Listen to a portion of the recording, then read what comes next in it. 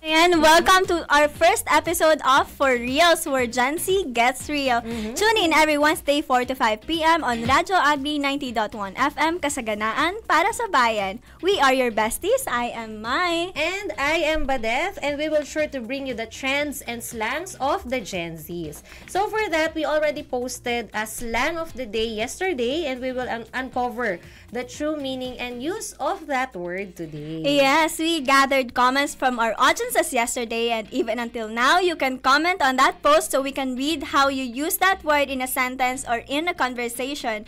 The link of that post is pinned in the comment section. We will be reading all of it towards the end. Yes. Kaya tutok lang kayo, makinig kayo dyan. And also, another pinned link below is our suggestions and Gen Z stories that you have gone through. You can share with us, and let's get real together. Again, you're tuning in to For Reals, where Gen Z gets real. Ayan, hello ate, hello bestie. Kumusta Yan. naman ang Sabi ating ko- araw today? Sabi ko nga kanina, bago tayo mag-on-air, makiki-Gen Z muna ako today because supposedly po ay si Miss Akin ang makakasama po natin this afternoon. Kaya lang, meron siyang biglaang naging work-related travel. Kaya for the meantime, dalawang generation muna ang mag-uusap at magkukwentuhan. I-shout out natin ang ating partner na ang ating bestie Akin. Yan. Ingat ka sa biyahe and Yes. see you next week sa susunod nating airing. Yes. Ayan. So, syempre bago tayo magpatuloy sa ating kwentuhan, so we have some shout-outs muna, Bestie Mai. Yes, before everything else, we would like to greet our Director 4, Dr. Dionisio G. Albendia, Director 3, Sir Joel Vidator, Sir Jong na naka-travel nga po, and to our utility, our guards, our drivers, mag-ingat po tayo, lalo na ngayon. Yes. Sobrang maulan, hindi natin predicted talaga ang panahon. Yes. And to our staff naman, yes, good afternoon. Balita ko ate, may Zumba tayo. Yes, no? ayan. Oo, may Zumba po tayo. So, sa mga kasamahan natin dito sa Filmec na gusto din na magpagpag, di ba, ng kanilang, syempre yung pagod from maghapon na pag-work. So, ayan, nasa TMDC na ang ating mga kasamahan. And our Zumba session is leading by the Applied Communication Division. So, makakasama po ninyo at mangunguna sa ating Zumba session for this afternoon ang mga taga-ECD. Mga dancers natin. Yes, yung mga dancerists natin dyan. Shout ayan. out sa inyong lahat. And yan, nakapin na po sa ating comment section yung dalawang pwede nyong sagutan and pwede nyong pagkomentan. So, feel free to comment and fill up our form. Yes, So, ayan. Babasahin natin yan, syempre. Correct. So, ngayon, ano ba yung pag-uusapan natin? Bilang ito yung launching episode ng ating programa For Reals. Yes! Oo. Matutuwa yung mga ka-generation mo, yung mga Gen Zers natin dyan because this program is exclusively for you. For diba? us, Gen Zs. Yes, oo. Kasi dumadami na tayo talaga Actually, oo, totoo din yan. Actually, hindi na. Kasi tapos na yung year na dumami. Pero dumadami tayo sa workplace, ganyan. So, mas visible na kayo in almost every aspect ng community natin. Sa workplace, and even sa community talaga, especially digital platforms natin. Very, very visible at talagang in terms of various issues, lahat ng ganaps, meron Gen Zers dyan for sure. Sa atin, yung mga kasama nga lang natin, ayan. So, pwede natin siguro batiin muna yung mga nagko-comment sa atin, yung mga nag-view din sa atin. Babatiin ko lang din Ate Krisha, Kuya Eldon, Josiah, Adrian. Yan, si Ate Jonah, ang sabi niya is, hello mga ka-for reals. Yan, diba? hello Ate Jonah. Ayan. Happy birthday kay Al, kasi birthday niya ngayon. Ayan, happy birthday. And babatiin ko na rin, Bestie Mai, ang isa nating kasamahan from ICTS. Ayan, si Sir Jason Carbonell. He's also celebrating his birthday Ayan, happy today. birthday, sir. Okay, so ayan ate, mag-dive in na tayo sa topic natin today. Dahil ito nga ang launching episode natin. Ang pag-uusapan natin syempre ay generations, different generations. So, bago tayo magtungo sa mismong topic natin, sa mga susunod na episodes, which will dive into the life, perspective, sa mga POV, sa mga Gen Zers, beliefs, and kung ano-ano pa, syempre, medyo himay-himayin natin yung iba't ibang mga generations. Kaya for sure, etong episode natin, not just only for the launching purposes, but lahat ng klase ng generations makaka-relate. Yes, oo, yan. So, siguro start na tayo, Bestie Mai. Ano ba yung ating unang-unang generation. Yes, of course. Unahin natin ang baby boomers. Sila yung mga tinatawag nating builders of institutions. Yan, okay. Pinanganak sila noong 1946 to 1964. Yun. Probably ito yung age or year ng mga pinanganak yung parents natin. Mga ganon. So, sabi dito, baby boomers born between 1946 and 1964 are characterized by a strong work ethic, optimism, competitiveness, and a desire for quality of life and prosperity. Kasi sila yung post-war baby. So, ayan, yun pa lang, parang makikita natin na ilang taon na kaya sila ngayon? Mga nasa 60s, 65? Mga late 50s to mga 60s to 70s. O, mga ganun na sila. So, probably, na sila nagpapahinga na sila. Parang retired na sila. Yes, Ayan, or papunta na sila. Kumbaga, ito yung age or ito yung time na it's either, yun nga, retired na sila or they are prepping towards Yes. Towards retirement. Ito na yung maraming mga plantita. Ito yes, na sila na yung mga nag-aalaga na ng mga apo. Yan, mga excited na sila umuwi. Ay, excited na sila na nasa bahay na lang sila, ganyan. And sana na-enjoy naman nila yung mga oras nila pag nasa bahay lang sila. Totoo naman din. Ayan. So, yun yung ating mga baby boomers. So, ayan. When it comes to work ethic, sila daw yung loyal, career-focused, value hierarchy, and stability. Pero in terms of tech comfort level, tinatawag sila na digital immigrants as they learn technology later in life. Kasi wala pa tayong technology nung mga pinanganak sila. Or hindi pa ganun ka-advance. Unlike syempre, lalo pili pa lang, ganun. Pili pa lang siguro yung mga meron ng technology na yon. So, ayun, siguro, feeling ko ito, pwede siyang pumasok, ilan sa mga tita ko, siguro. Yes, yung mga parents natin, diba? Ilan sa mga tita ko. And actually, sila yung ilan talaga sa kanila is hindi na nagpo-phone, ate. Kasi parang nahihirapan na silang mag-gets yun. Totoo. Medyo marami nang nangyayari sa phone natin para sa kanila. Ganon, hindi na siya kayang i-absorb medyo too overwhelming na sa kanila actually mga features. Pero yung iba, ate, kaya, di ba? Yes, in all fairness. May mga nakakasabay may mga lola pa rin tayo na nagti-TikTok, di ba, nakikita natin. Yan, totoo. Di ba yung mga ganong mga lola natin, sila yung mga nakakasabay talaga. And gusto rin namang sumabay sa mga generation natin ngayon. But for some talaga, masaya na sila sa TV. Actually, oo. Tapos mostly, ang gamit na nila sa phone is, na lang din, like YouTube. Kumbaga talagang, nanonood na lang for sila. entertainment purposes na lang din talaga siya. Ito, sila yung generation na yon, ate. So, wag na tayo mag-dive in pa sa, sa kanila. So, next na natin, siyempre, Generation X. Yan. So, Generation X naman. They're born between 1965 to 1980 and they are the skeptical middle child of history. In fairness. Diba? Ano ang sinasabi natin about middle child? Yan. So, during this time, yung mga Generation X daw, they are born na meron ng mga tinatawag na mga personal computers. Ayan, they also had latchkey childhoods and sila yung mga naka-experience ng economic recessions. So, when it comes sa work ethics, they are said to be independent. Tapos sila yung mga more of business-minded individuals and they value work-life balance. And they are more flexible and pragmatic and self-reliant. Ayan, ayan po yan sa ating source. Ayan. So, ayan, born on 1965 to 1980. Yan, okay.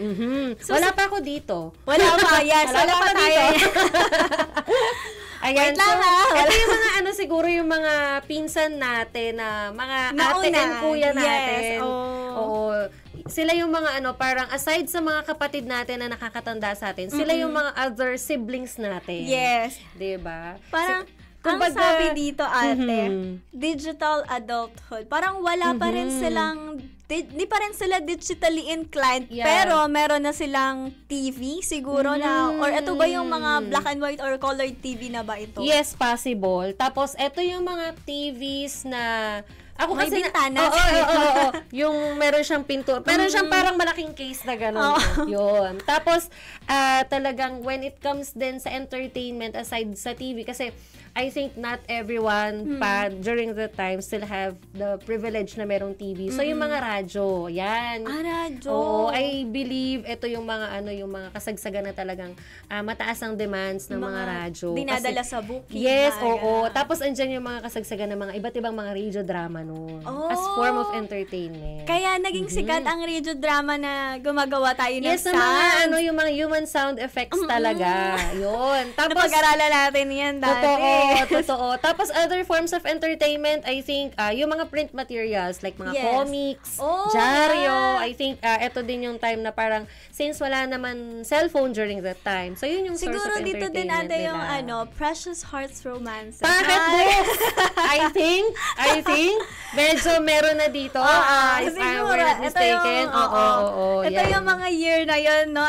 Totoo. Maaari pumapasok na dito sa generation na to. Dahil, pocket books. Kasi may comics na. Ang sabi natin, may comics na tayo. Siguro yung mga Marvel comics, yung mga ganyan. Maaari or mga early 90s, perhaps. Yan, yung mga collectibles talaga. Pero during that time talaga, I think evident ang mga comics noon na talagang kailangan mong bilhin yung kasunod. Kasi nga, lagi siyang may bitin. Na abangan sa susunod na ganyan. So, kailangan mong mag-ipon talaga. Pero mahal pa ang pera nito eh. Yeah, oo. Sabi nga nila, actually, mga older generations, ang term nila is mahalaga pa ang pera. Yes, mahalaga pa ang pera. Oo. Kasi 25 cents, siguro makakabili ka na ng isang libro parang, nun. Tsaka pambaon na nila ay yun, 25 centavos. Like, guyod na talagang isang estudyante. Nang maghapon. Pero ngayon, ate, piso. Ay, wala na. Oo, wala na. So, parang in terms of, sa economic status pa lang din talaga, meron talagang difference na din. Lalo na during this time, kasi nga, eto din yung sila din naka-experience sa mga economic recessions na tinatawag. So, parang, diba? yun din siguro yung isang pinagkaiba pa ng mga generation, no? Parang, sa older generation kasi, nakikita talaga nila yung pera as super halaga. Nung piso as super halaga. But for now kasi, hindi naman sa hindi natin nakikita. But kasi parang wala ka na talagang mabibili ng piso. So parang, yung candy nga ngayon like, ang pinakamura na yata is 2 to 3 pesos per piece. Samantalang nun, yung piso mo, 4 pieces na candy na agad yung mabibili mo. Yung 2-3. May sinatawag 75 cents each. Yan. Pero ngayon, piso? Anong piso mo? So, like, pang dagdag barya na lang din talaga siya. Pag hindi buong 10 piso. Speaking from experiences and observations po ito mga karadyo agri. So hindi naman natin inaano. Pero gano'n na talaga kasi ang presyo ng piso ngayon. Totoo. So ayan, ate, dumako naman after Generation X, Generation Y naman tayo. Ito na nga yun. Ito na nga. Ayan, Generation Y, also known as the Millennials. Kasi meron mga misconceptions na actually yung Gen Z ay ina-associate nila sa millennials, which is hindi po. Magkaiba pong generation yun. So, ang millennials po kasi ipinanganak between 1981 to 1996. Yes. So, sila yung mga millennials. And hindi sila masyadong tinatawag ng Gen Y kasi parang namulat na tayo talaga na ang tawag sa kanila ay millennials. Yes. So, parang siguro nalilito din tayo na magkaiba ba yung Generation X, Generation Y, millennials. So, same po ang Generation Y and millennials. So, ayan. Ang sabi sa kanila, they are the purpose-driven digital natives. Wow. Purpose-driven. Ayan. Totoo din. Ayan. So, ayon dito sa yung research, isa sa defining experience during the generation ng millennials ay yung rising of smartphones. Yes. Yan. Hindi pa siya totally there, but it's getting there. Kumbaga visible na siya. Like, aware na ang nakakarami sa atin na nag-exist na ang smartphones. Kasi, syempre, bago ang smartphones, andyan ang landlines, di ba? Ang beeper. But, mahal. Mahal yan. Kinukwento ko nga po kay Bestie Mai off-air kasi kasama ako dito sa millennials. I-reveal na. O, ginantanangan kung anong year between 1981 to 1996. But I'm here. Yeah. At I belong here. Pero ito talaga kasi, sa experience ko, kasi nga, like first year high school ako, hindi lahat sa classroom namin merong cellphone. Diba? Nung narinig ko siya kanina, parang, Oo, talaga, like, mabibilang mo sa daliri kung sino sa amin magkakaklase ang merong smartphone. Kasi, ate, kaya siya konte dahil? Ano kasi siya, tinitignan siya as luho. Oh. Oo, parang gano'n. Hindi siya necessity pa Hindi dati. pa siya masyadong nakikita as necessity. Talagang tapos talagang masasabi mong privilege. Yung mga ganong age na meron ng high ng school, cellphone. no, Yeah, ate? first year high school sa mga nasa 13, 14 years of age. Wow. Kaya talagang parang, uy, big time to. Tapos yung mga Mayaman. cellphones pa na may antena nun. Oh, yun yung pag hindi ka naka-landline antenna, mas mayaman kapag, di ba yung naka-antenna na lang yung phone mo kasi nadadala mo na siya anywhere. Yes, very handy. Oo. Pero, during that time, kapag walang antena yung phone mo, mas big time ka. Oh. Yes. Alam ko, yung mga kaedaran ko, nagigets tong specific na brand ng cellphone na to. Kasi yun lang talaga yung kilala nun. Na walang antena. Walang antena. Yes. Oo. Tapos talagang very sikat yung unit or yung brand ng phone na yun. Pero yun talaga, like, parang naging phone ko pa to Oo, feeling ko. Kaya, ewan ko, nakakatuwa din na, ewan ko, yung mga millennials for sure, they appreciate yung gano'n na parang pag nakita nila yung mga bata ngayon, di ba? Like, 5 years old pa lang. Nagpo-phone na. Yes. May iba't ibang tablets and more than one device pa sila. Samantalang, alam mo yun, di mo maiwasan yung comparison. Kami nga, ilang taon na ako nung nagkaroon ako ng cellphone. Yes, yung parang kahit ayaw mo sana maging toxic adult na kino-compare yung childhood mo sa childhood nila. You can't help it. Yeah, at some point. Kasi talaga. Siyempre yung childhood ko, nagtiis ako, tapos kayo, yan na, nagmumuriyot pa pag hindi nabigyan. Ito siguro yung yung talagang when we talk about digital life, etong generation namin, isasama ko talaga yung sarili ko. These are the generations, or we are the generation that we fully embrace digital life. Kasi ito din yung part na kumbaga papasok na yung mga smart technologies. Even internet. Yes. Yan. So, paano kayo, ate? Paano kayo naka-adapt doon naman sa digital digital world natin? Di ba, pinanganak kayo na wala pa? Tapos nakita nyo talaga yung growth niya. Di ba? Yung parang from landline, from beeper, landline, and then yung the antenna, and then hanggang ngayon, touchscreen na, di ba? Parang, ang dami na masyadong naging... din. Ang dami nang nangyari. Minsan nakaka-amaze ako personally, na-amaze ako. Kasi kagaya yung nabanggit ko kanina, like, ako hindi ko na maalala kung ilang taon ako nagkaroon ng sarili kong phone. Pero, I think, bago ako gumraduate naman ng high school, like, 3rd year, 4th year high school ako. Tapos samantala yung mga bata ngayon. Tapos alam nilang mag-navigate. Yes, alam na nila kung asan yung laro, mag-download, alam na nilang makipag-communicate. Like, nakaka-amaze din. Tapos, yung sobrang bilis ng takbo ng buhay because of the technologies. Pero nakakabilib siya kasi nakaka-adapt talaga ang mga person. Kung tatanungin mo kung paano nakaka-adapt, actually, hindi ko rin siya masagot. Even on a personal point of view. Kasi parang at some point, we have no choice but to adapt. Kasi may iwan May iwan. Tsaka hindi talaga parang kapag naiwan ka, feeling mo yung cycle ng life, yung society, talaga maiiwan ka na parang, hello, nandito na kami. Asan ka?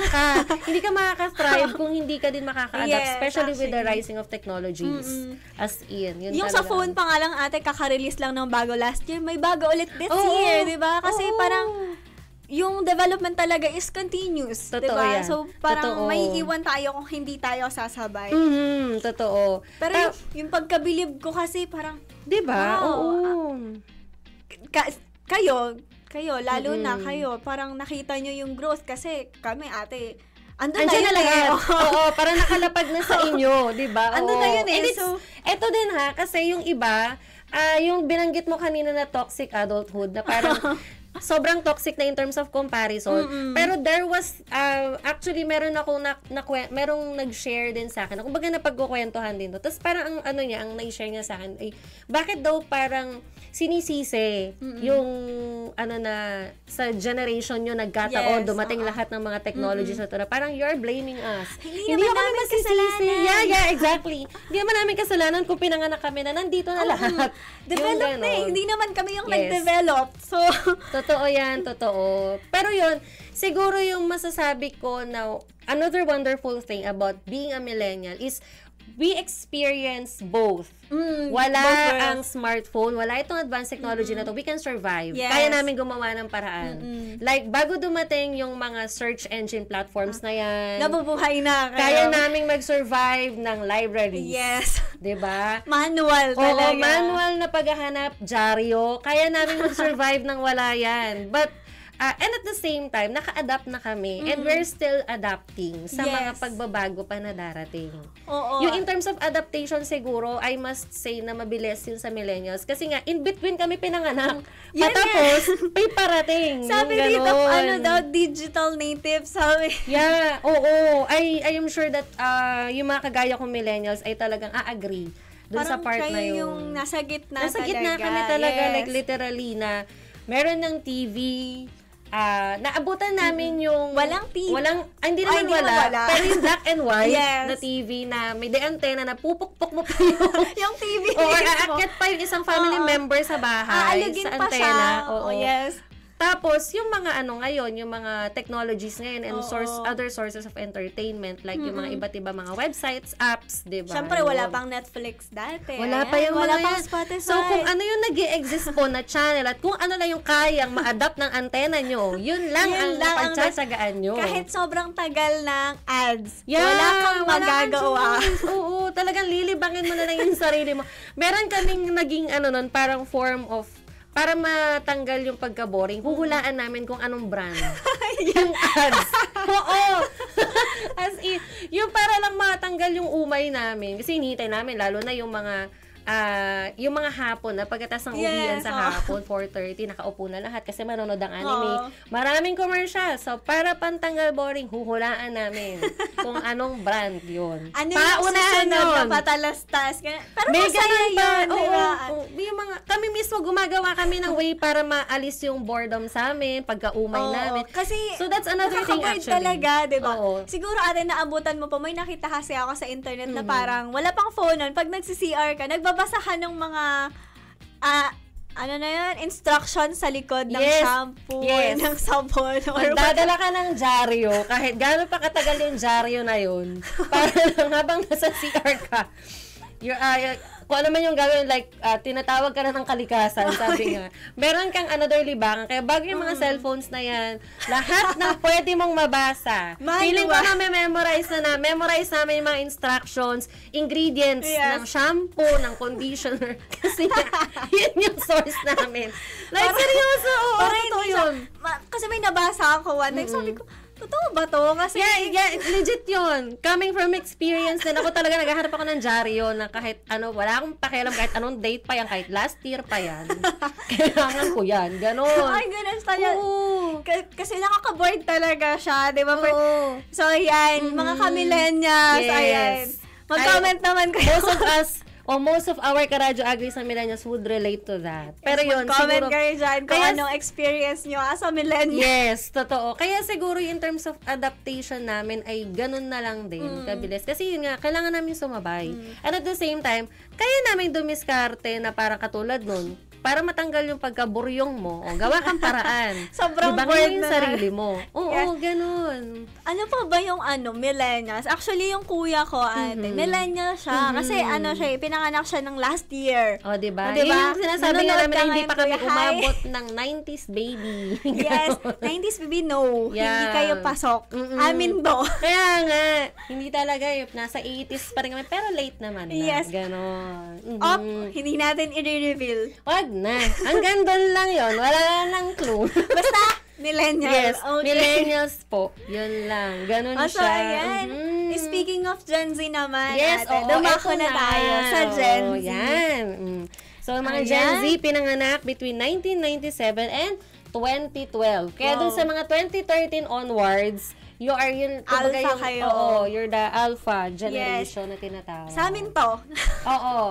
Bigyan na natin to ka na bestie man. Kung sa akin ang millennials, ayan, kina Faydan, kina Bestie Mai, kina Ma'am Akin, ayan. So, sina Colleen, yan. Yes. The Gen Actually, Z. marami sa atin sa ACD, ate, Gen Yes, Z. iilan lang po kaming millennials. Like, feeling ko, dalawa lang kami ni Sir Jet. Si Ma'am John. Nag-name drop. Oh my God. Ako kasi personally, I'm not, parang hindi ko dinideny that I'm a millennial. I'm not afraid na parang, oy, 36 na ako, bakit? Ganon, oo. Yes. So, ayun, si Ate Jonah ay Gen Z. Ayan, pasok na siya sa Gen Z. Yes. Congrats, me. Reveal Gen Z ang Ate Jonah. Talagang kami lang ni Sir Jet yata. Hi, Sir Jet. Good afternoon. Shout out sa'yo. Nagsusumba sila. Ayan. Good luck yan. sa mga Gen Zs and millennials natin na nagsusumba dyan. And feeling ko meron din tayong Gen X na mga nagsusumba meron dyan. din. Yes, oo. Ayan. Ano So, naman ayan. ng mga Gen Z? Kung kami ay purpose-driven digital natives. Yes, ang Gen Z naman ay tinaguriang the hyper-connected realist. Oh, yun. Kasi daw, yun nga, ang sabi natin kanina, ate, pinanganak na kami sa digital world. Existing na siya. Yes. Like, you have no choice. Andiyan na yan. You have Parang, to embrace that. Pinanganak kami, okay, cellphone, Yeah. Internet. internet. Actually, hindi na lang TV. Smart TV, actually. Diba? Nagpipindot-pindot na kami doon. Pero Diba? actually, parang naabutan din namin, ate, yung wala kaming choice para libangin yung sarili namin. Kasi, syempre, parang 2006, 2007, ganyan, hindi naman din kami mayaman nun. So, wala kaming mga phone pa nun, or basta yung pang signal, yes. Parang siya, meron kaming phone pero for parents lang, ganon. Tsaka for communication purpose, like strictly for communication purposes. Hindi ka pwedeng mag-cellphone nang wala kang iti-text. Correct. 'Di ba? Parang no phone. Ang naabutan pa rin namin na naghaharang taga kami, nagtutumbang preso At least kami. yun din, experience nyo yung ganon, Yes. diba? Pero sobrang lang kami siguro ate. Sobrang saglit lang kasi nung time na elementary ako, binigyan na agad ako ng phone. O, diba? Samantalang ako, bago ako graduate ng high school, tsaka lang ako nagkaroon ng cellphone. Like, parang pahirapan pa. Nagkaroon ako agad ng phone kasi parang pag-uuwi ako, tatawag lang yung mami ko. Kasi may mami sa teacher. Parang tatawag siya, nasan ka na? Ganyan. Yeah. Form of communication lang siya. Yun lang. Wala nang iba. Wala kang load. Ikaw lang ang tatawagan. Wala kang load. Yes. So, parang, ang ginagawa ko lang noon, alam mo yung phone, dati na may flashlight. Yeah. Okay. Okay. That's the phone. Special feature yun. Yes. Big time kapag ako, may flashlight. At may laro yun, pero ang laro nun, colored. Diba? Nakakaya naman sa Snake. Banta may entry ng millennial. Para siyang Tetris na colored. So, yun yung phone natin dati no elementary. Pero, strictly, wala kang load, tatawagan ka lang kapag kailangan. Kapag susunduin ka, nasan ka na, mga ganun lang. For safety and for communication purposes talaga. No? So, yun ang Generation Z. Ang sabi dito, climate anxiety, COVID-19, social media saturation, school shootings, AI rise. Medyo na dito. Kasi nga yung internet, diba? Websites. Kumbaga, sabi nga, isang click nyo lang sa mga smartphones. Andiyan na lahat ng information. Pero actually, ate, personally, sa amin, parang una akong naka-experience ng internet is 13 years old ako.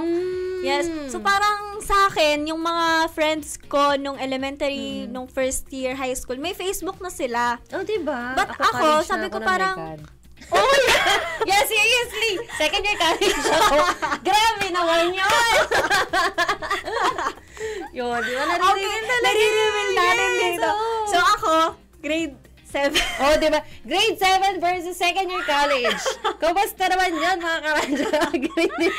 Grade 7 ako. Parang may Facebook na sila and ako wala. Hindi ko din alam kung ano yung Facebook noon. Ang alam ko, 2005 ba nagkaroon ng Facebook? Yeah, I think so. 2005. Mga ganon. Or But early ako 2000s. nagka-Facebook ako ay 2012 na. Oh, diba? So, di ba medyo late na rin ako kasi actually, oo. parang hindi nga kasi kami kayamanan noon. So, walang nag-i-internet sa amin. Hindi namin siya afford. So, ibig sabihin parang technically, kami, nabuhay pa rin kami dun sa parang millennial type kasi ganun kami pinalaki. Dahil wala namang ibang choice, wala naman kaming pwede ba kami magpabili ng phone, di pa nga kami aware na may phone. Tsaka in terms of economic status talaga, economic condition. Luxury din talaga kasi dati ang phone. Pag may phone, actually, nung elementary ako, nabinigyan ako ng phone.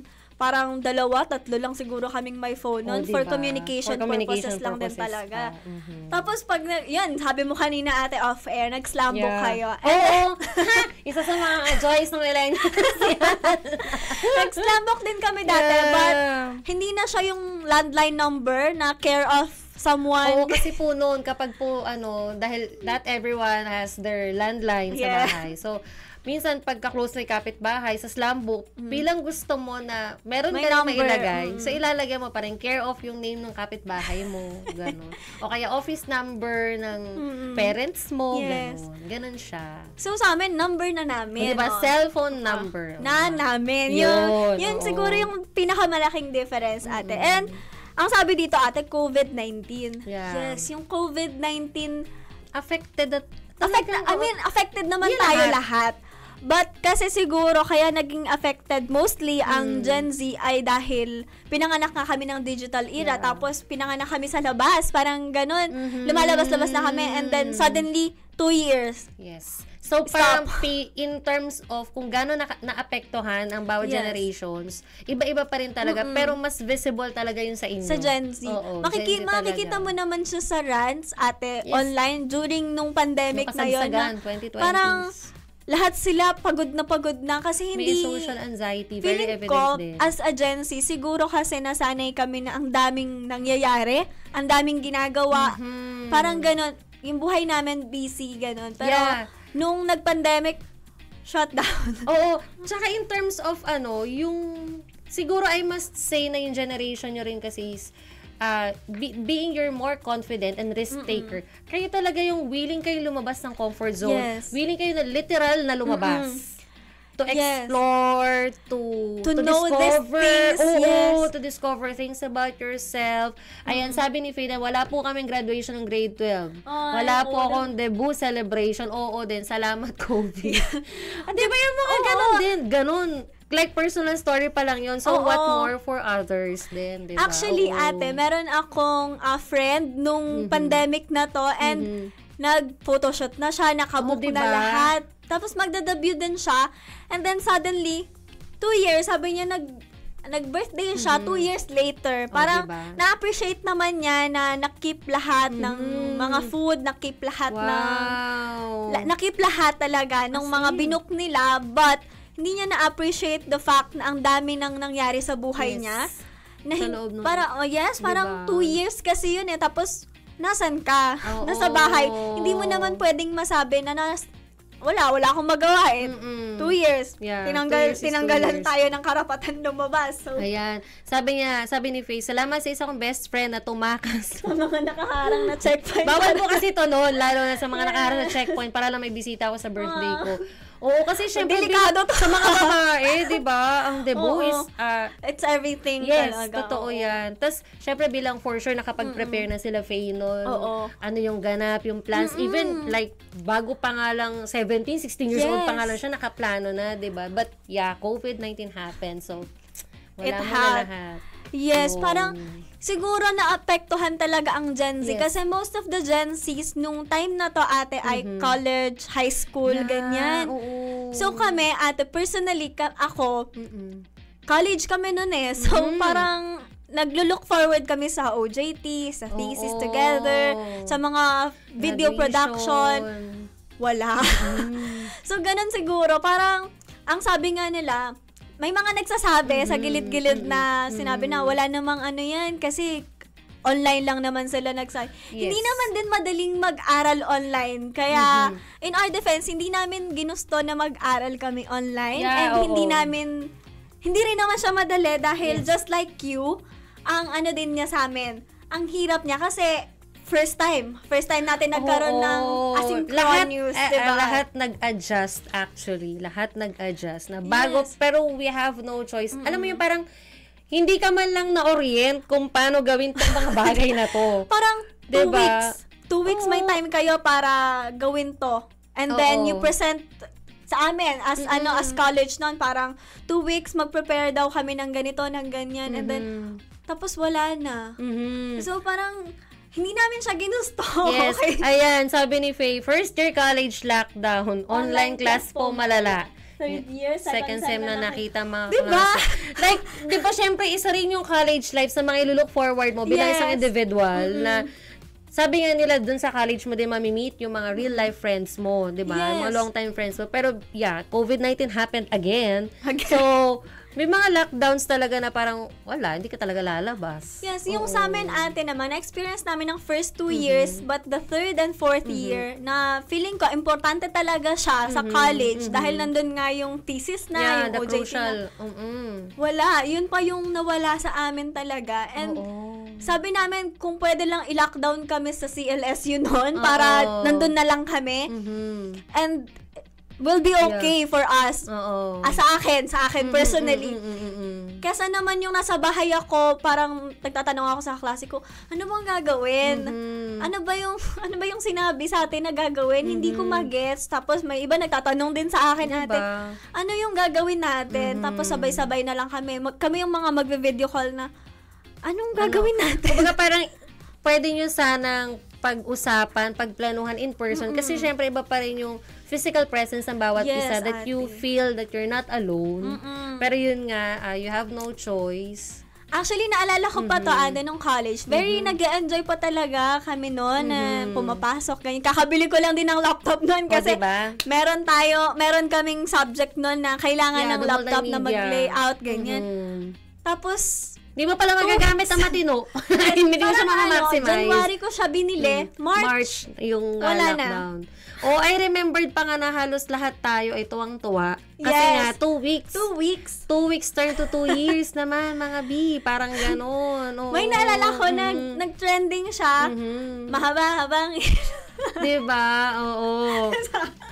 Diba? Ayan. Sobrang haba. Like, napakahaba naman. Ayan. Sabi ko, pag nag-aaral na ako sa CLSU, tsaka lang ako aate ng lantern. Isang beses ko lang pala mararanasan. Oo, din yung, diba? Bilang mga CLSU alumni at mga students natin, lantern talaga isa sa nilulook forward. Pero yun, syempre, hindi rin siya nangyari. Actually, nilulook forward ko yung lantern nung year 2020 na yon kasi ate, dahil sakto yon birthday ko. Birthday ko ang lantern dahil December ako So, laging sumasakto or di naman midnight ko sila celebrate kasi December 13, halimbawa, tapos magmi-midnight. Kasagsagan yun. So, parang tuwang-tuwa ako na magse-celebrate ako. So, I look forward to 2020 lantern kasi sabi nila maganda raw. Yes. Wala. Ngangi.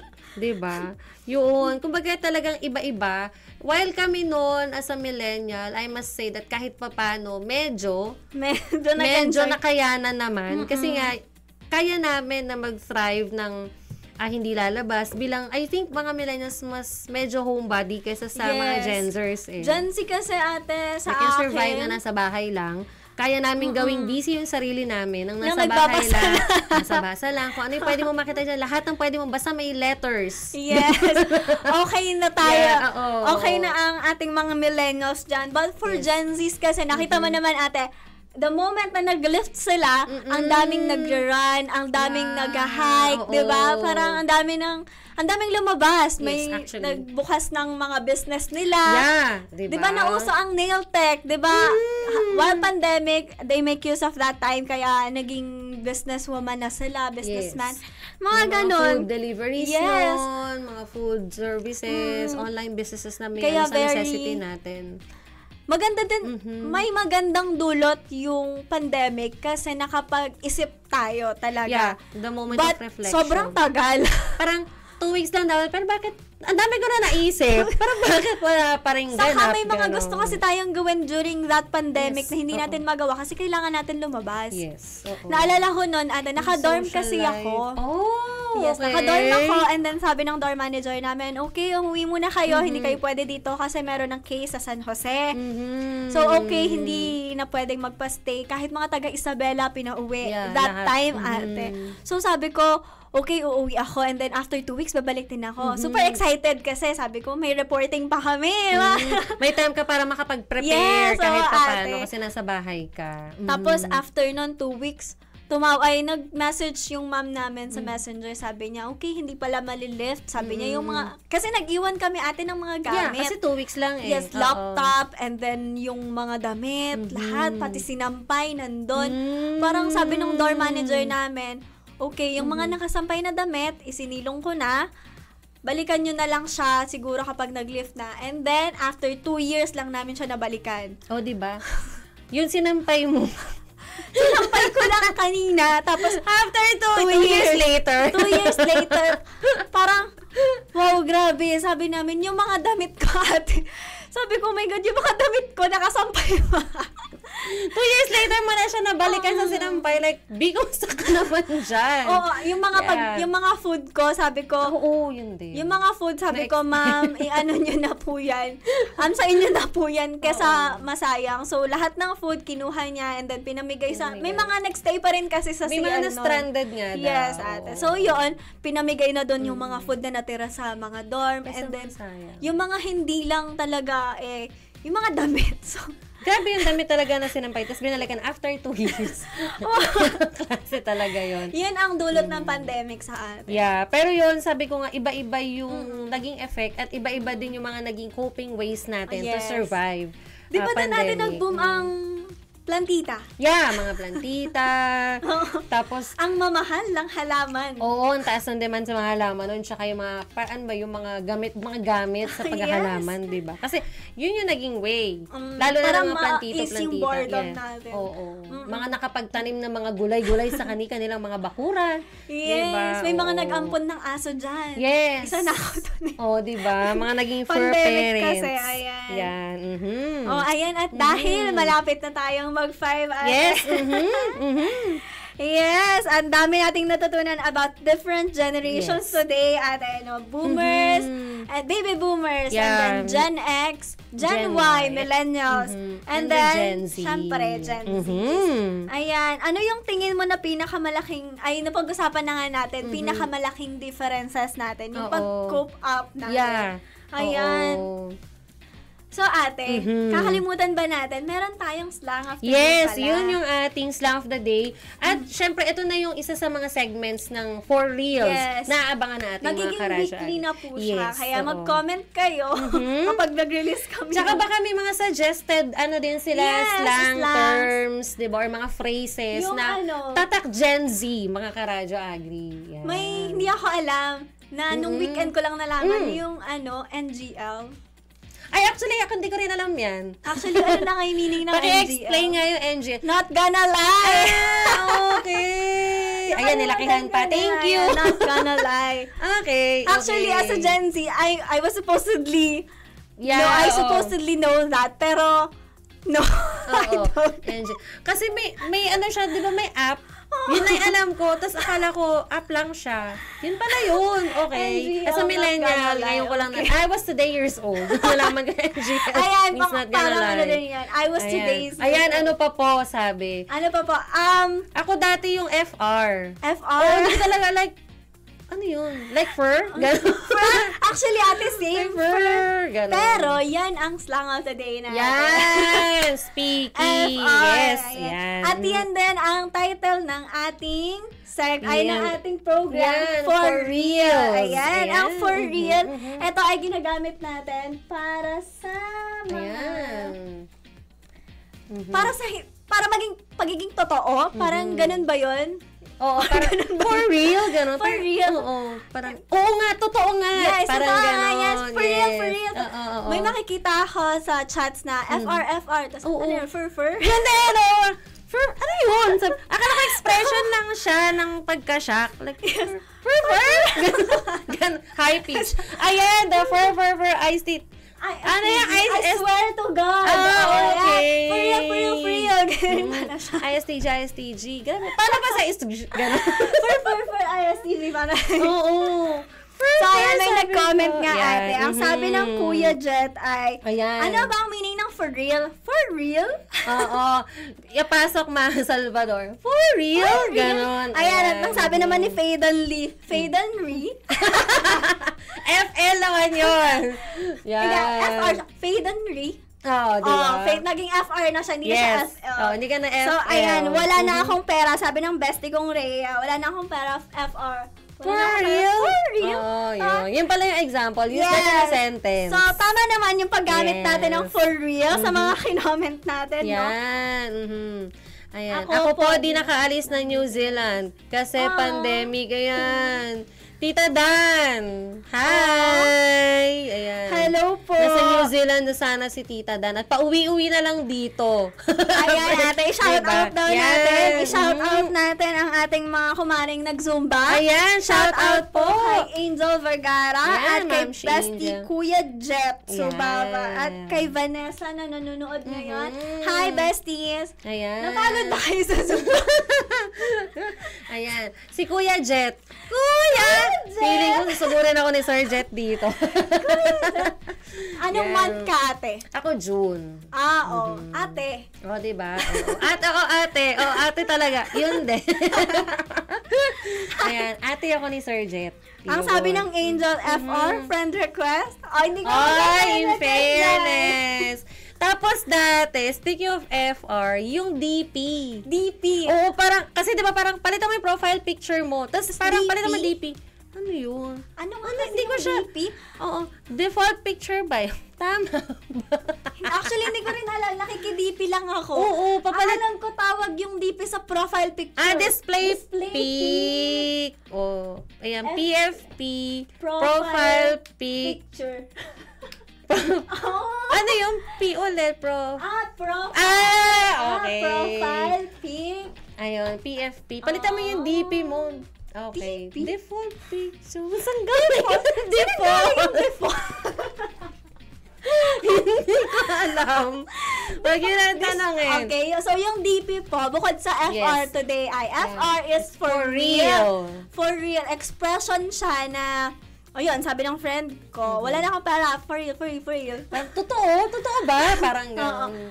Yung para siyang form of pagpapatunay na talagang totoo yung sinasabi mo. Yes, Like, for seriously, parang ganun. For real, ganun. So, abangan nyo yung next week natin. The slang of the day. So, bukod sa for real, meron tayong DP, which is The display pic, and picture, PFP, which is profile picture pala. Mhm. Oh. And the NGL is Not not gonna gonna lie. lie. The Okay. ISTG, I swear to God. Ang dami Okay. natin. Ang Thank you, dami. Faye, sa mga slang of the dami. words na yun, ha? Yan, yung ating SOTD. Yan. SOTD, slang Slang. of the day. So, Yes. abangan nyo pa next week. Mag-comment kayo. We'll see kung ano ang slang of the Tama day din yung natin. pagkakagamit nila. Ayan. Yes. You can also share how you use that particular SOTD in a sentence or kung paano nyo siya na-encounter. Yes. Yan. Okay. So with Ayan. that, dahil nga malapit ang mag 5 p.m. for sure mga Karadyo Agri natin, they're prepping up para Nagkakayak mag-uwian. na, Yes. So with that, that's a wrap na rin po mga Karadyo Agri. Sana po ay marami kayong mga napulot na information from us about our generation. So, until the next episode, this has been your bestie Badeth. And this is my tuning in to For Reals, where Gen Z gets real. See you again next Wednesday. Yes. Only here on Radio Agri 90.1 FM. Kasaganaan para sa bayan. Bye for Bye-bye. now.